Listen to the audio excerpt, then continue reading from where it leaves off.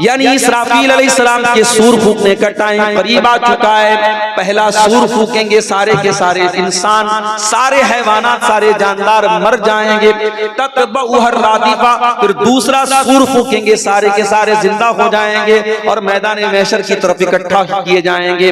जाल मौत बिमा फी, जाल मौत बिमा फी, ऐ मेरी उम्मत के लोगों, मौत आ चुकी है, मौत आने वाली है, मौत अपनी तमाम शक्तियों के साथ तुम्हारे पास आने वाली है। अल्लाह के नबी रात के आखिरी पहर में अपने बिस्तर से उठ करके अपनी उम्मत को मौत से खबरदार कर रहे हैं, मगर उम्मत कहाँ मौत के बारे में सोच रही है मेरे प्यारे साथी। उम्मत तो जिंदगी के बारे में सोच रही है। हमारी रातें, हमारे दिन, हम तो सिर्फ जिंदगी के बारे में सोचते हैं, मौत के बारे में कहाँ सोचते। अल्लाह के नबी के एक सहाबी थे, नाम नोट कर लो, नाम था साद बिन मुआज रजी अल्लाह ताला अन्हु। साद बिन मुआज रजी अल्लाह ताला अन्हु का इंतकाल होता है। हैवी बदन था उनका, भारी भरकम उनकी बॉडी थी। जब उनका जनाजा उठाया जाने लगा, जब साद बिन मुआज का जनाजा उठाया जाने लगा, जनाजा उठाने वालों ने कहा जनाजा बड़ा भारी था, मैयत तो बड़ी भारी थी लेकिन जनाजा बड़ा हल्का लग रहा है। अय अल्लाह के नबी, साद इब्ने मुआज का बदन तो बड़ा हैवी था लेकिन इनका जनाजा बड़ा हल्का मालूम हो रहा है, क्या बात है? आपने फरमाया इन्न लहू हमलतन गैरुकुम, ऐ मेरे सहाबा, साद बिन मुआज के जनाजे को फरिश्तों ने भी उठाया हुआ है। 70,000 फरिश्ते इनके जनाजे में शामिल हैं। ऐ मेरे सहाबा, ये साद बिन मुआज वो सहाबी हैं, इhtazza लहुल अर्श, इनके मरने के बाद अल्लाह का अर्श हिल गया था, अल्लाह के अर्श में हरकत आ गई थी, अल्लाह का अर्श हिलने लगा था। ये साद इब्ने मुआज वो सहाबी हैं, इनके इंतकाल के बाद आसमान के दरवाजे खोल दिए गए हैं। ये वो सहाबी हैं। साद इब्ने मुआज का इंतकाल हो चुका है, उनकी मैयत को कब्र में उतारा जा रहा है। अल्लाह के प्यारे नबी वही जनाजे में मौजूद हैं। मैयत को कब्र में उतारा जा रहा है। जब मैयत को कब्र में उतार दिया गया, अल्लाह के नबी के चेहरे पर घबराहट के आसार आ गए। आपका चेहरा बदल गया, आप घबराने लगे और आपने 3 मरतबा फरमाया सुभान अल्लाह, सुभान अल्लाह, सुभान अल्लाह। 3 मरतबा आपने सुभान अल्लाह कहा, 3 मरतबा अल्लाहु अकबर कहा। आपने जब घबरा करके 3 मरतबा तस्बीह पढ़ी, सहाबे किराम ने भी अपने नबी को तस्बीह पढ़ता हुआ देख करके तस्बीह पढ़ी। उसके बाद आपने फरमाया कि ऐ मेरे सहाबा, तज़ायक़ला साहिबुकुम अल क़ब्र, तुम्हारे इस साथी की कब्र इनके ऊपर तंग हो गई थी, इनकी कब्र ने इनको दबोच लिया था, इनकी कब्र ने इनको पकड़ लिया था। और आपने आगे ये भी फरमाया इन्ना लिल क़ब्रि ज़म्मतन लौ नजा मिन्हु लनजा साद इब्न मुआज। ऐ मेरे सहाबा, ऐ मेरी उम्मत के लोगों, ये कब्र हर इंसान को दबोचेगी, ये कब्र हर इंसान को पकड़ेगी। और इस कब्र की पकड़ से अगर कोई बच सकता तो साद बिन मुआज बच जाते, मगर वो भी नहीं बचे, इस कब्र ने उनको भी पकड़ा है। उलमा लिखते हैं इस हदीस की शरह में कि कब्र का अजाब तो सबको नहीं होगा, मोमिन को कब्र का अजाब नहीं होगा, मगर कब्र सबको दबोचेगी ताकि ये एहसास हो जाए कि अल्लाह तबारक व तआला का मामला आसान नहीं है। कब्र सबको दबोचेगी, सबको पकड़ेगी। अगर साद बिन मुआज जैसे सहाबी को कब्र दबोच रही है, मेरे प्यारे साथियों, हमारा और आपका क्या हाल होगा? आज किसी जंगल में आप चले जाएं, 4 व्हीलर के अंदर आप बैठे हुए हैं, कार के अंदर आप बैठे हुए हैं और चारों तरफ अंधेरा हो जाए, अंधेरा छा जाए और आप 4 व्हीलर के अंदर आराम से बैठे हैं, तब भी आपको डर महसूस होने लगेगा। अगर जंगल में चारों तरफ अंधेरा हो और आपकी गाड़ी की लाइट भी खराब हो जाए तो आपको डर लगने लगेगा। मेरे प्यारे साथियों, मरने के बाद जिस कब्र में हम सबको जाना है, उस कब्र में कोई रोशनी नहीं होगी, कोई लाइट नहीं होगी। वहां अगर लाइट आएगी, हमारे अमल से आएगी, हमारी नमाजों से आएगी, हमारे ईमान से आएगी, हमारी तौहीद से आएगी। अगर हमारे पास ईमान भी सही न होगा, हमारे पास अमल भी ठीक न होगा, मेरे प्यारे साथियों, हमारी कब्र में रोशनी हमको कौन ला के देगा? ये बड़ा ही खतरनाक मामला है कब्र का, मेरे प्यारे साथियों। इसीलिए हजरत उस्मान गनी रज़ी अल्लाह ताला अन्हु जब किसी कब्र को देखते थे ज़ारो कतार रोने लगते थे, आंखों से आंसू जारी हो जाते थे। पूछने वाले ने पूछा तज़कुरुल जन्नत वला तबकी, ऐ उस्मान क्या बात है, जन्नत आप देखते हैं तो नहीं रोते हैं, जहन्नम देखते हैं तो नहीं रोते हैं, जन्नत की बात आती है तो नहीं रोते हैं, जहन्नम की बात आती है तो नहीं रोते हैं। ऐ उस्मान क्या बात है कि आप कब्र को देख करके रोने लगते हैं। उस्मान गनी कहते हैं ओ लोगों, मैंने अल्लाह के प्यारे नबी को ये फरमाते हुए सुना है, आपने फरमाया इन्नल कब्र अव्वलु मंजिलिन मिन मनाजिलिल आखिरा, ये कब्र आखिरत की पहली मंजिल है, जिसने इस मंजिल को पार कर लिया उसके लिए आगे की मंजिलें आसान है। तैयारी करना है मेरे प्यारे साथियों, उस कब्र की तैयारी। दुनिया की तैयारी तो हो ही जाएगी, दुनिया में अगर कुछ कमी भी रह गई, दुनिया में अगर अच्छा मकान नहीं बन पाया, दुनिया में बच्चे बहुत ऐशो आराम से नहीं रह पाए, इंशाअल्लाह अगर आपने आखिरत की तैयारी अच्छी की है तो दुनिया की नेमतों से कहीं ज्यादा बेहतर नेमतें हमें आखिरत में मिलेगी। अपने प्यारे नबी की जिंदगी देखो मेरे प्यारे साथियों, हमारे प्यारे नबी ने दुनिया के ऐशो आराम को कभी अपनाने की कोशिश नहीं की। ऐसे भी हालात आए कि पेट पे पत्थर बांधना पड़ा। गज़वे खंदक के मौके पर अल्लाह के नबी के पास एक सहाबी आते हैं, अय अल्लाह के नबी कई दिन से भूखा हूं, अपना पेट खोल करके दिखा देते हैं। अल्लाह के नबी मैंने पेट पर पत्थर बांधा हुआ अपनी बॉडी को खड़ा करने के लिए। अय अल्लाह के नबी कई दिन से खाना नहीं खाया है। अल्लाह के प्यारे नबी ने अपना पेट खोल के दिखा दिया, ऐ मेरे साहबी देख मेरे पेट पे दो दो पत्थर बंधे हुए हैं, तू तो एक पत्थर बांधे हुए, देख तेरे नबी ने दो दो पत्थर बांधे, आपने पेट पे पत्थर भी बांधे, आपके घर में 2-2 महीने तक चूल्हा भी नहीं जला। ऐसा भी वक्त आया, अब अम्मा आयशा फरमा 2-2 महीना गुजर जाता था, मोहम्मद रसूलुल्लाह के घर में चूल्हा नहीं जलता था। पूछने वाले ने पूछा कि अम्मा आयशा फिर आप लोगों की गुजर बसर कैसे होती थी?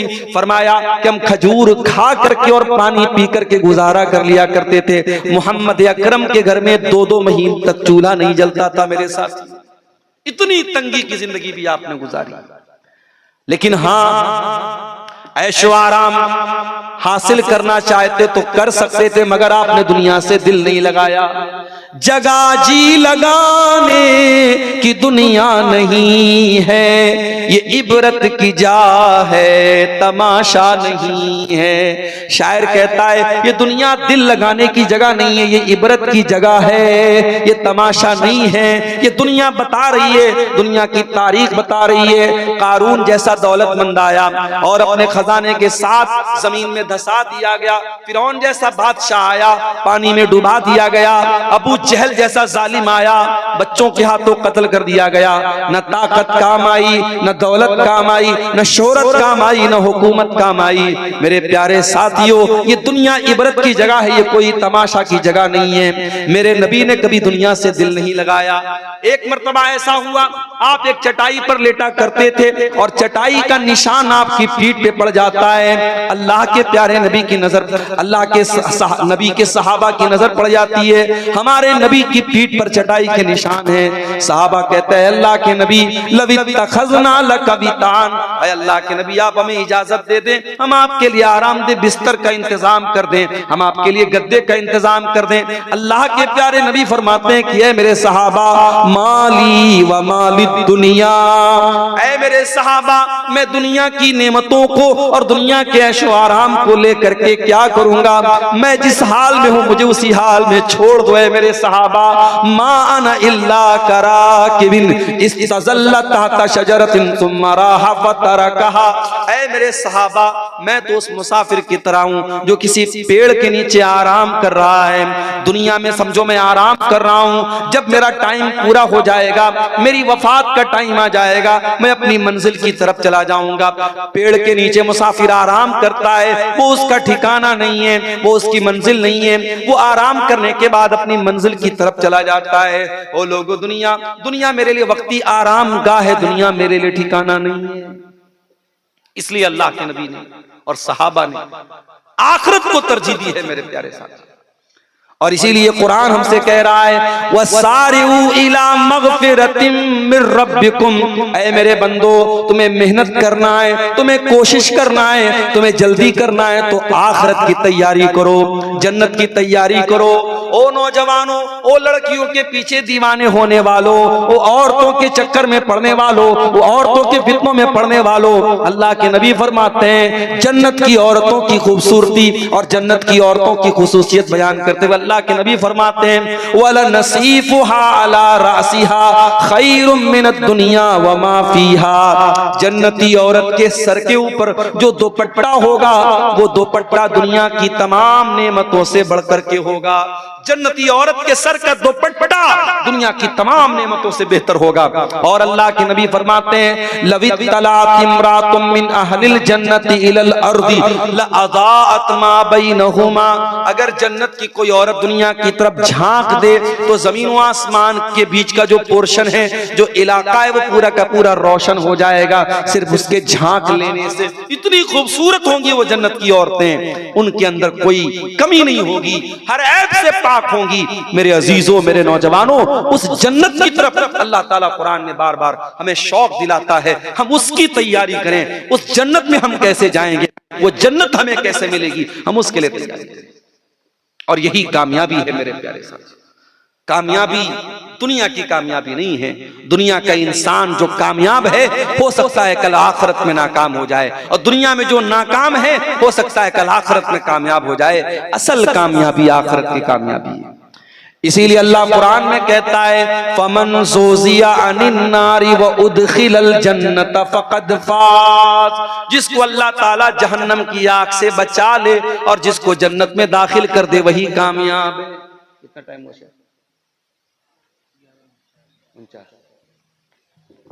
जिसको अल्लाह ताला जहन्नम की आग से बचा ले और जिसको जन्नत में दाखिल कर दे वही कामयाब है। वमल हयातुद दुनिया इल्ला मताउल गुरूर, और जिस दुनिया के चक्कर में तुम आखिरत को भूल के बैठे हो मेरे बंदो, वो दुनिया तो धोखेबाज है, वो तुमको धोखा दे देगी। जरा सहाबे किराम की जिंदगियों का मुताला करो मेरे प्यारे साथी। अबू बकर सिद्दीक का आखिरी टाइम है, इंतकाल का टाइम है। आपकी बेटी अम्मा आयशा रजी अल्लाह ताला अन्हा अपने बाप से मिलने के लिए आई है। मालूम है बाप बहुत बीमार है, आखिरी अय्याम चल रहे हैं।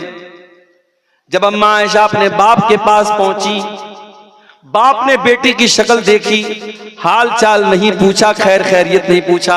बाप ने पहला सवाल क्या किया, फी कम सौबिन कुफ़िनन नबी सल्लल्लाहु अलैहि वसल्लम, ऐ मेरी बच्ची ये बता जब अल्लाह के नबी का इंतकाल हुआ था आपके कफन में कितने कपड़े थे। बाप बेटी से मसला पूछ रहा है। पता ये चला अपनी बच्चियों को ऐसी तालीम दो, उनको ऐसी दीन की तालीम दो कि आपको मसला पूछना पड़े तो अपनी बेटी से मसला पूछो। और ये भी पता चला कि सहाबे किराम मौत के टाइम भी इसी बात की कोशिश करते थे कि हमारा जनाजा, हमारा कफन, हमारा दफन सब सुन्नत के मुताबिक। बहुत सारी बिदात और खुराफात आज मैयत के ताल्लुक से और जनाजे के ताल्लुक से हमारे समाज में बहुत सारे इलाकों में देखा गया कि साहब मरने के बाद क्या हो रहा है, पूरी पूरी दावत हो रही है। बेचारा जिसके घर में मौत हुई है, मैयत हुई है, बाप मरा है, बच्चे परेशान है, अब तीसरे दिन वो सबको खानदान को दावत खिला रहे हैं, बिरयानी खिला रहे हैं। ये बेशर्मी और बेगैरती और ये बेहयाई मेरे प्यारे साथियों समाज के लिए कलंक नहीं तो और। इसीलिए हो सके तो अपने बच्चों को वसीयत करके जाना कि ऐ मेरे बच्चों, मेरे मरने के बाद कोई ऐसा काम मत करना जो सुन्नत के खिलाफ हो। ऐसे इमाम से जनाजा की नमाज पढ़वाना जो सुन्नत के मुताबिक जनाजा पढ़ाए। मेरे कफन में, मेरे दफन में कोई काम सुन्नत के खिलाफ न होने देना। हो सके तो ये वसीयत करके जाओ मेरे प्यारे साथी। अबू बकर सिद्दीक अपनी बेटी से सवाल कर रहे हैं कि ऐ मेरी बच्ची बता नबी के कफन में कितने कपड़े थे। कहा अब्बा जान, अल्लाह के नबी के कफन में 3 सूती चादरें थी, 3 कॉटन की चादरें थी।